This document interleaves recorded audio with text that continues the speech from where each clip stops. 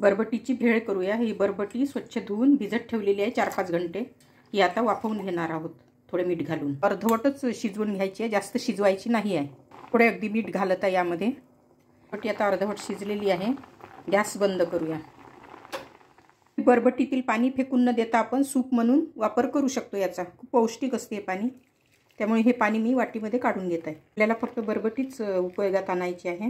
ही उकडलेली बरबटी आहे।